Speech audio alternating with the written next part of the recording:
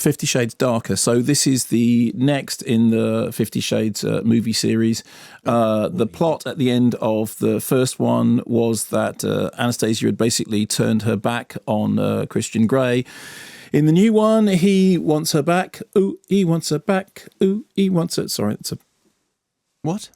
It was a Bananas reference. Anyway, never mind. So he wants her back. She doesn't... You broke up from your review to sing a Bananarama song. There is never a wrong moment for doing that. And so he woos and pursues her. He attempts to convince her that he has changed. He's no longer Mr. Hanky Spanky. He will be somebody different if that's what she needs him to be. He takes her to a number of lavish ball gowns, including one where there is an auction. She keeps wanting to demonstrate her independence. He keeps buying everything she is involved in his clip. Well, let's start the bidding off at $10,000. $10,000. Thank you, ma'am. $10,000. I didn't know you had a place in Aspen. I have a lot of places. Boy, we have some ski lovers in the room tonight. $19,000. Thank you, sir. A week of luxury in America's finest ski resort. $24,000. New blood, $24,000 I am bid. Do I hear $25,000? The money was for you. And now it'll go to someone who needs it. Looks as if the young lady I don't know is whether to willing worship at your feet or spank you. $24,000 going once, I think I'll going twice. take option 2. Sold to the young lady in silver.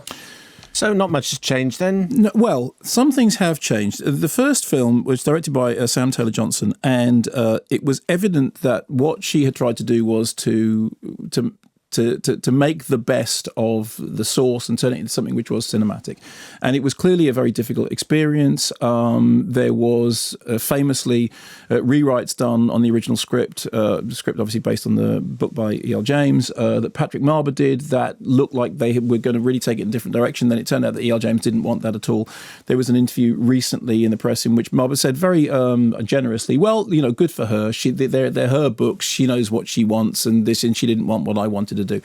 So Sam Taylor Johnson now gone, now directed by James Foley, screenplay by Niall Leonard, absolutely to the specifications of E.L. James. So E.L. James has exerted author control and said this is what we're going to do. And in getting in James Foley, there's an interesting thing because Foley is a safe pair of hands who at one point was a kind of, I think, he made At Close Range. He made After Dark, My Sweet, which is a really terrific movie. He also made this thing called Fear, which was almost like a straight-to-video erotic thriller, but with a little bit of, something different.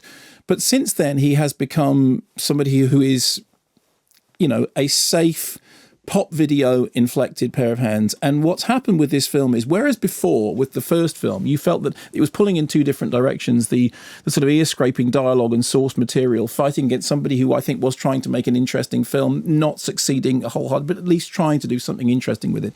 In the case of this now, it has just become much, much more ordinary. So what you get is something that is fairly unremarkable. I mean, certainly in terms of its plot, it's much more.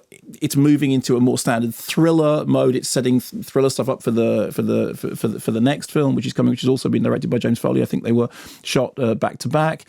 It's much more of a traditional, in inverted commas, romance with just with occasional handcuffs and hanky spanky. But so the thing is, it's a really weird experience watching it. I mean, I know that, many people will absolutely hate this film. Many people will watch it like a hen night. And I have to say that I just watched it thinking this is fantastically ordinary with some very, very bad writing, some fairly poor performances, although it's probably unfair to blame the actors because the dialogue is so terrible.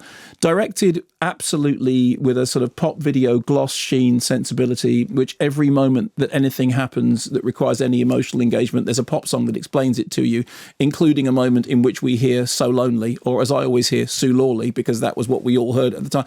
And it's just like, I know he's lonely. I have been watching this for the best part of however long it is, and you didn't really need to point that out.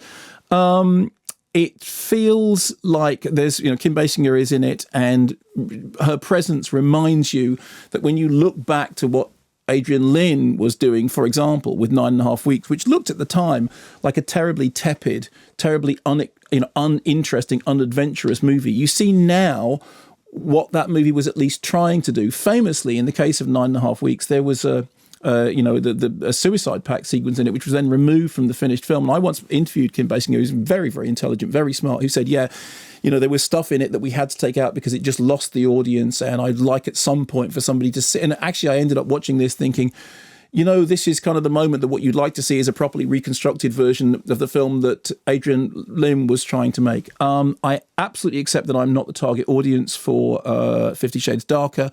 I have very good first-hand accounts from cinema managers who've said, believe me, the audience that's in there for it, they're in there for it. That's what they are going to get, what they need from the film, and it's a kind of like a saucy hen party night out, something like that. One thing I think it does say is that if there is such an appetite for it, one wonders whether what that actually means is that there is an audience that is very, very poorly underserved, because you wonder what it would be like if the 50 Shades series was actually good films. In the case of this, it's not terrible. I mean, people will tell you that it's terrible. It's not terrible. It's just very, very pedestrian, very, very sort of,